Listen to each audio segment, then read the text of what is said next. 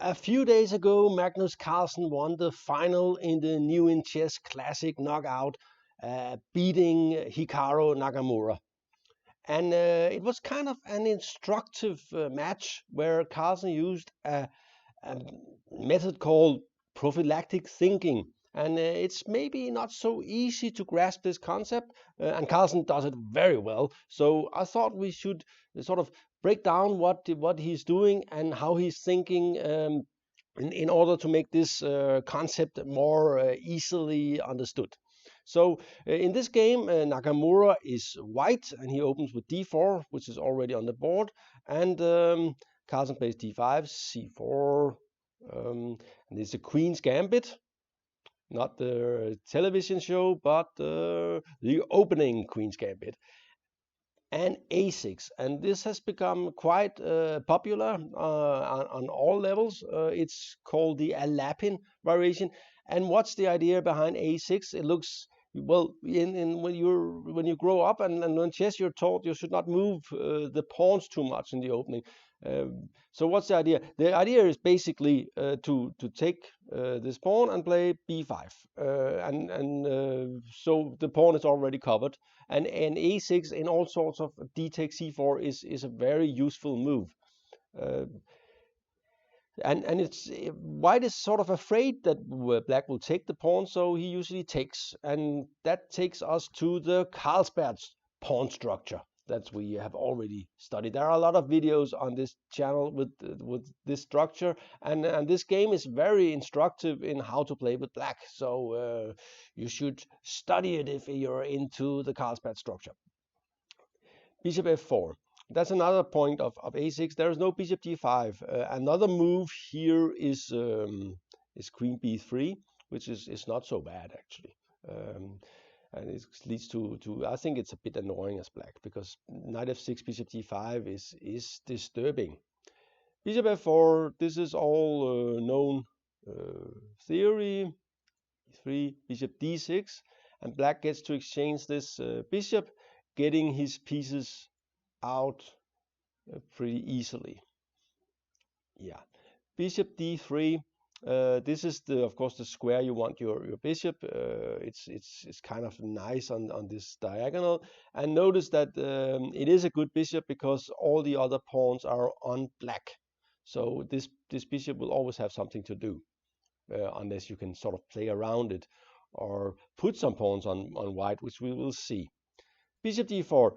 Black needs to get this bishop out, and this makes sense. His idea is basically to go like this and here, and exchange this guy, if it's possible. And the good thing about that is that black will then be able to put a knight here if there is ever a minority attack with b4. All you experts on the Carlsberg know this already. The other viewers who are new to this should study the Carlsberg structure. Queen b3, knight c6, and that's actually a pawn sacrifice, because white can take on b7. He didn't play; he played h3. But if he does take, black will probably play something like this, and here. And get some compensation. There are threatens here. There are this rook is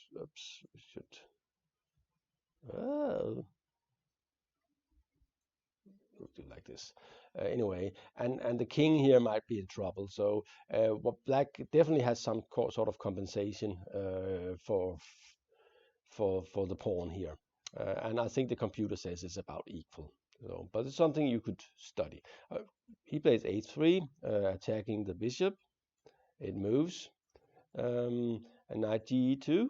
And I think if bishop goes here, he can take, and then he can take the pawn, and it's a little bit better because there's no hanging bishop. So instead, he took here, which just looks like a surprising decision. We all know that bishops are probably slightly better than knights, but okay. Knights are not that bad. Castle. And now white cannot take the pawn anymore because the rooks are connected. This is a very common theme in these kind of lines, and the queen is trapped. Okay, rook c1, and that's kind of looks like a natural move, getting into the c file, open c file, and getting ready to take b7. And black plays a quite good move here, knight d8, covering b7 and getting ready for playing c6, just covering everything. And there will not be so much to do for white on the queen side. White comes up with another interesting move, queen a3. That looks very anti-positional, but it kind of makes sense that if black was to take here and take back, white will have two open files to attack the queen side, and the a pawns, well, they are worse, they are bad, but there will be a lot of pressure on the b and c file, and when especially when the knight comes to maybe c5. So this taking on a3 is probably not good, so black just go back. But also he likes to have his queen on, because at the moment black is maybe having better prospects on the king side. Castle and g6, sort of putting this guy out of the game. If you notice here that after this move, all very normal move, into this, and here black decides that it's time to play c6, and we see that all black's pawns are on white squares, and that is to make this bishop unemployed. So it will have really trouble getting into the game and getting active. If it could become active, it of course would be very strong, especially if it could attack down here, but it's not likely anymore. Knight d3 has two nice squares, here and here, and but black just ignore it and put the knight here. Two strong knights in the center, and black is probably already fine here. Here white plays a move that is a bit suspicious in my opinion. The problem is he would like to try and get some advantage on the king side, because he does have a pawn more. But at the moment, if black is allowed, for instance, to go with the knight here and start, he might start attacking on the king side. So it's not clear that, not allowing that, he played f4 with the idea to go f5, of course, opening the position and start getting ready to start an attack on the king side. It's also the knight will land here, which we know knight e5 and f4 is the so-called Pillsbury attack. Knight d7, and here black already starts to make things interesting. He's playing prophylactic things. He knows f5 is coming, so he's getting ready for it. It would be annoying if his knight was hit. The thing here is, after f5, he cannot take on e3 because of something like knight e5, and or take on f5 because of knight e5, and bishop will take f5. So this looks very strong, but f5 was probably not the best move because black has g5.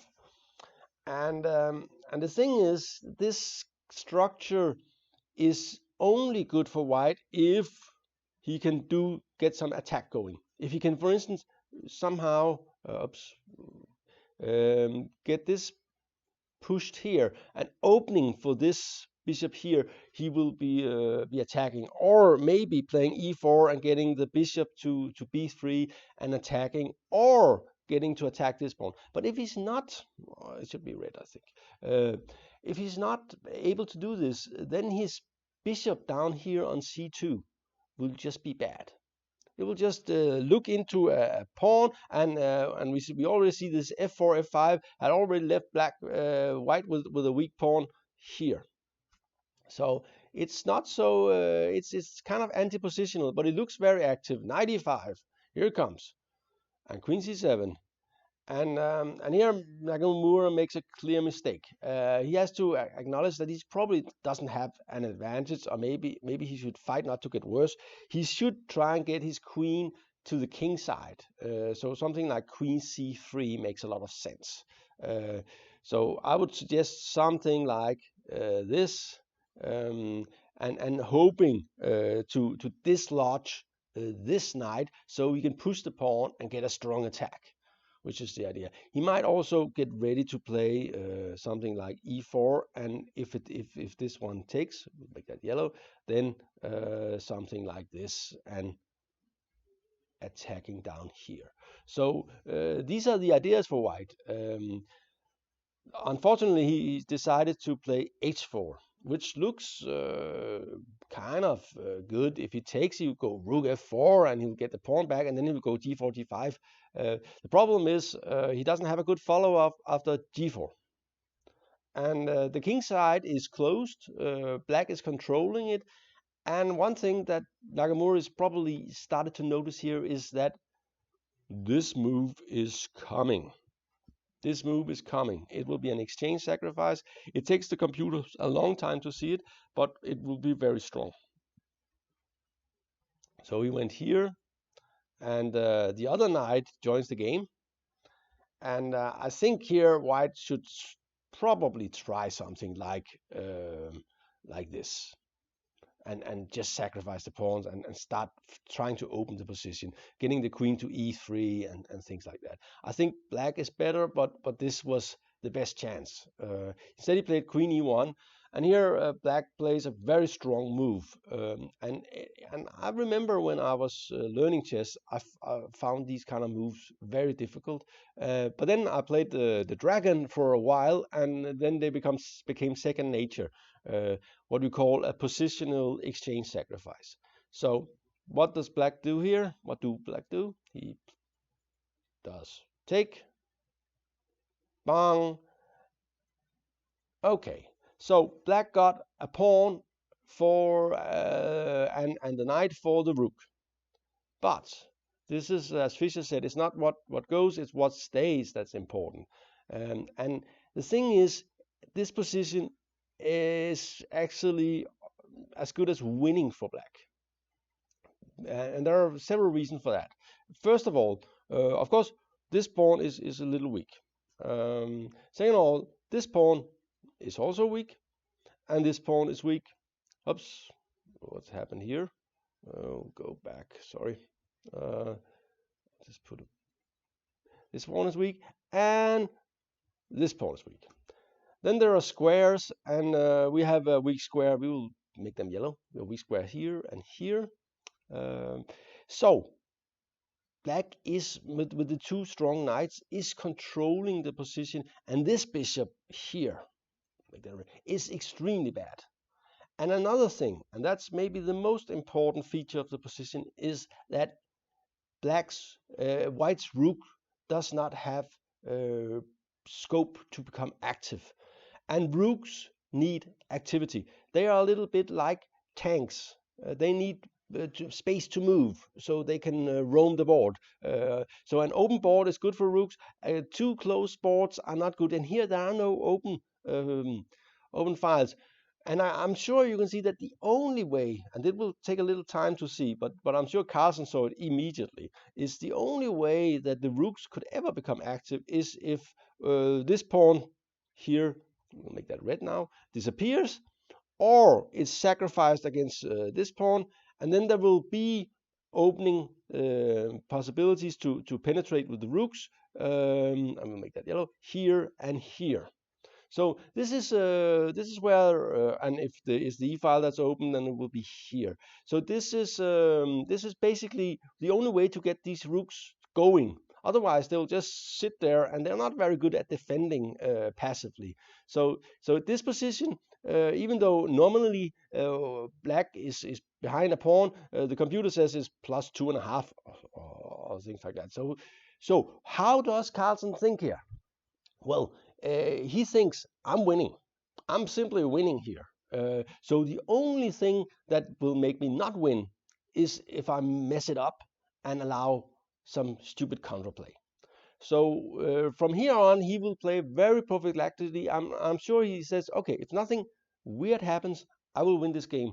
It will be no problem. White has no counterplay. The rooks are out of play. He has a bad bishop. He has weakness everywhere. I completely control the position. I have very strong knights and good attacking chances. I only have to not mess it up. Okay, that was a long explanation. Queen c3. Of course, white would love to exchange queens, but of course not. He tries again, and was probably hoping for a draw here, but there's no reason to have a draw when you're so much better. Queen f2 and rook e8.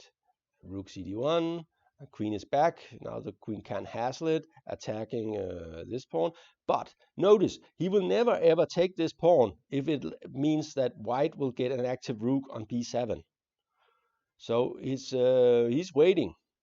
And c5, rook d2, and he will not take this pawn because rook b1 and rook take b7, and there's no reason to allow this. At this moment, black is really enjoying himself. So there's no reason. He can also take on e3, but that will probably allow some counterplay. So he's just waiting. He has all the time in the world. Here comes the knight, making this square completely under black control. With he can make sure to have a knight there, and that knight is at least as strong as a rook here. And now comes this position. Take a look. If it was your move as white, what would you do?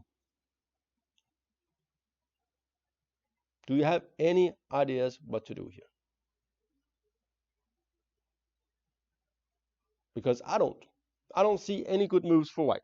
White is the thing is the most natural move. Here is queen f4, but that runs into knight e2. Okay, can you improve the position of the king? No, you can't. You can't move it because it will give a check. Can you put the queen somewhere? You could put it on e1. That's pretty horrible. So can you make something on the queen side? No. And black can slowly improve his position. He will probably go something like this and maybe start to threaten this pawn on b2, something. So basically, white has no moves. So when you have a position where white have no moves, you just have to improve your position slowly, and you will probably win by itself. So what do Carlsen do here? He played king f8. And that's in some way it's a really an obvious move, because you getting closer, you're covering the rook. So if there will be a tactical intermezzo of some sort, then the rook is covered. You're also closer to, we noticed that white's counterplay would only come from, and we'll make that yellow, these squares. So you're closer to these squares. And also, there is no check on g5 if the queen somehow got out and did a check, get to this place, and you can just, there is no check there. So basically, it doesn't do anything really. It covers the rook. It gets out of a check that's way ahead in the future, but it also shows white that he has no move. Basically, he has no move at all. He played rook d3, and here Carlsen saw that, okay, I can actually win now directly. So he charged in, knight e4, queen e1. There's no queen f4 because of knight e2 check, and queen f6, getting ready to take the pawn here. And of course, this is totally hopeless. Queen takes, bishop takes, and the queen comes in, check, check, check. And of course, the king has to go here. And here, white actually resigned before Carlsen could make a move. You can, of course, play knight f2, but I think the computer finds a forced mate in 15 with c4. I would probably just play b5. I don't see any kind of defense at all for black after b5. He's simply losing. White is simply losing everything. He will be mated very soon. Just being prophylactic, preventing the counterplay, and when he was winning, just moving the king, and it won by itself. This was Carlsen's powerful prophylactic thinking. Notice when you have a position like this, just improve the position a little bit. It's probably very good. Thank you for watching. This was GM Talks. Your host was Sune Berg Hansen.